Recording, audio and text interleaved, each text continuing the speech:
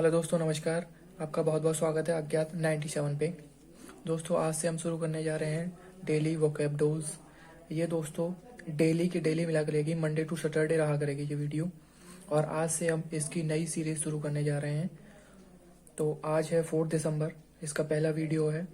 हम daily 10 word आपको discuss किया करेंगे और उसके आधार पर आगे बढ़ा करेंगे। तो दोस्तों, आज से शुरू करते हैं आपकी नई सीरीज डेली वोकैब्डोज। तो दोस्तों, मैंने इसमें वर्ड लिए हैं और उसके कुछ सिनोनिम्स आपको बताए गए हैं जो डेली आपको मिलते रहेंगे। तो दोस्तों, शुरू करते हैं। सबसे पहले हम पहला वर्ड मैंने दोस्तों लिया है क्लिंच। क्लिंच आप वर्ड कैटेगरी में देखें, वर्ड कैटेगरी में क्लिंच वर्ब के तौर पे काम करता है। इसका प्रोनाउंसिएशन करेंगे तो क्लिंच कहलाएगा और इसका हिंदी मीनिंग करेंगे पकड़ बनाना, मतलब किसी चीज को पकड़ बनाना, अपने फेवर में करना। इसके सिनोनिम्स मैंने लिखे हैं दोस्तों, जैसे लिखा है सिक्योर, सुरक्षित करना, सेटल, बहस या विवाद को सुलझाना, कंक्लूड, नतीजे पर पहुंचना, कंप्लीट, समाप्त करना, फाइनलाइज, अंतिम रूप देना, कंफर्म, पुष्टि करना। तो दोस्तों, इसके कुछ सिनोनिम्स हैं। सिनोनिम्स का मतलब ये नहीं है कि इसका मीन भी सेम टू सेम निकलेगा। सिनोनिम्स का मतलब है इस वर्ड से मिलते जुलते जितने भी वर्ड, इसके जो भी वर्ड हैं वो सब सिनोनिम्स के अंतर्गत आएंगे। तो दोस्तों, मैंने और एक कुछ सेंटेंस में यूज करने पर क्या होता है, कुछ वर्ड हमें लंबे समय तक याद रहते हैं। तो दोस्तों, मैंने एक सेंटेंस लिखा है जिससे आपको ये वर्ड बहुत लंबे समय तक याद रहेगा। जैसे the team clinch the world cup 2019। इसका हिंदी मीनिंग है टीम ने 2019 के वर्ल्ड कप पे अपनी पकड़ बना ली है। ये इसका हिंदी मीनिंग है। तो मैं यहाँ पे ये क्लिंच वर्ड मैंने आपको यहाँ पे ऐड करके दिखाया है कि यहाँ पे केवल क्लिंच वर्ड ऐड करने का ये है कि हम सेंटेंस में यूज करेंगे तो वो लंबे समय तक ये चीज हमें याद रहेगी। तो मैंने हर वर्ड को एक सेंटेंस के रूप में आपको दर्शाया गया है और वहां पे बताया गया है। दोस्तों, दूसरे वर्ड पे चलते हैं। दोस्तों, दूसरा वर्ड है हमारा मेडन। दूसरा वर्ड है दोस्तों मेडन। ये वर्ड कैटेगरी से देखा जाए तो एक एडजेक्टिव रहेगा और इसका प्रोनाउंसिएशन है मेडन। इसका हिंदी मीनिंग है पहला, मतलब पहला। और इसके सिनोनिम्स आपको दिख रहे होंगे। आपका पहला फर्स्ट, प्राइमरी, इनिशियल, ये सब इसके सिनोनिम्स कहलाएंगे। इन सब का मीनिंग लगभग पहला ही होता है। तो एक मैंने सेंटेंस भी लिखा है दोस्तों, इसको सेंटेंस के थ्रू समझेंगे। I went for my maiden voyage in the year 2000।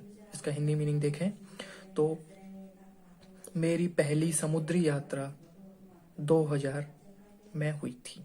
मैंने अपनी पहली समुद्री यात्रा 2000 में की। तो जो मेडन जो वॉयेज है, इसका मतलब होता है समुद्री यात्रा। वॉयेज माने समुद्री और मेडन माने पहली। इसका मतलब मैंने अपनी पहली समुद्री यात्रा 2000 में की, संपन्न की या पूरी की। ओके दोस्तों, ऐसे ही हम तीसरे वर्ड पे चलते हैं। तीसरा वर्ड है एक्सल्ट। एक्सल्ट वर्ड कैटेगरी देखी जाए तो इसकी एक एडजेक्टिव है। इसका प्रोनाउंस कैसे करेंगे तो एडजल्ट, और इसका हिंदी मीनिंग करेंगे तो बहुत खुश, मतलब बहुत खुश जो होता है उसको बोलते हैं एडजल्ट। इसका सिनोनिम्स करेंगे रिजॉइस, डिलाइटेड। और ये देखो, ये दोस्तों ये दोनों वर्ड हैं और ये मैंने 4 जो आपके फ्रेजेस लिए हैं, इसका भी मीनिंग लगभग सेम होता है। On cloud 9th, in 7th hour, in 7th heaven, over the moon, on the top of the world. ये सारे फ्रेजेस हैं दोस्तों। इसका हिंदी मीनिंग हम निकालें तो 7वें आसमान पर होना, मतलब बहुत ज्यादा खुश होना। तो दोस्तों, मैंने एक सेंटेंस के तौर पे यूज किया है। देखो सेंटेंस में देखिए, When I saw my result, जब मैंने अपने रिजल्ट को देखा, I was on top of the world, मैं 7वें स्थान पर था, 7वें आसमान पर था। मतलब जब मैंने अपने रिजल्ट को देखा तो मैं बहुत ज्यादा खुश था। इसका हिंदी मीनिंग ये होगा। तो दोस्तों, ऐसे इस तरीके से हम वर्ड को याद करेंगे तो ये सेंटेंस के थ्रू में बहुत लंबे समय तक हमारे मेमोरी में रहेंगे और अच्छे लंबे समय तक हमारे साथ भी चलेंगे। तो दोस्तों, चौथे वर्ड की तरफ चलते हैं। चौथा वर्ड है दोस्तों डेडलॉक। डेडलॉक की वर्ड कैटेगरी देखें तो एक एडजेक्टिव है। डेडलॉक बोलेंगे। इसका हिंदी मीनिंग मेरे को कंफर्म नहीं मिला है, तो इसको ये हो सकता, ये वन वर्ड में पूछा जा सकता है, वन वर्ड की कैटेगरी में रखेंगे इसको। तो देखो इसका हिंदी मीनिंग मैं आपको समझाने की कोशिश करूँ। अ सिचुएशन, एक ऐसी situation, typically one involving opposition party, एक ऐसी टिपिकल सिचुएशन जिसमें दो opposition party, in which no progress can be made, मतलब एक ऐसी सिचुएशन जो दो पार्टीज के बीच में है, मतलब डिस्कस चल रहा है, उसका कोई भी प्रोग्रेस, मतलब कोई भी उसका निर्णय नहीं निकल पा रहा है, उस सिचुएशन को हम डेडलॉक बोलेंगे। तो ये इसका हिंदी मीनिंग है, वन वर्ड के तौर पे मैंने समझाया। जैसे मैंने एक ये सेंटेंस लिया है, the meeting reached a deadlock and ended appropriately, meaning एक ऐसे उस पे पहुंच गई, एक ऐसे डेडलॉक पे पहुंच गई, मतलब एक ऐसे चरण पे आके पहुंच गई, वहां पे वो बिल्कुल कोई निर्णय नहीं आया उसका, और वो एंड हो गई, और वो अचानक से ही बिल्कुल समाप्त कर दी गई, मतलब इसका कोई भी मीटिंग का कोई भी निर्णय नहीं निकल सका।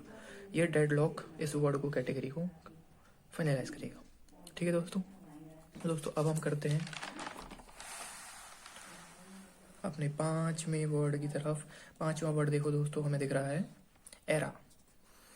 एरा को हम देखेंगे तो एक ये नाउन कहलाएगा, नाउन वर्ड कैटेगरी में रहेगा। नाउन का मीनिंग है युग और काल, मतलब समय।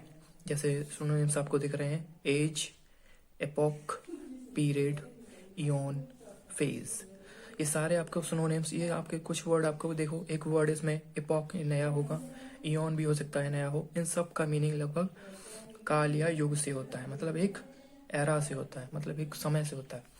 तो दोस्तों मैंने आपको बताया, एक सेंटेंस मैंने लिखा है, the first world war seemed like an era, जो पहला विश्व युद्ध हुआ था वो ऐसा प्रतीत हो रहा था कि ये एक बिल्कुल युग के समान है, मतलब इतना समय लगा इसमें कि बिल्कुल एक युग के समान दिख रहा था, ऐसा प्रतीत हो रहा। सीम्ड मैंने लिखा है, सीम्ड माने प्रतीत होना, दिखाई देना, तो ऐसा प्रतीत हो रहा था कि ये एरा है, बिल्कुल युग के समान है।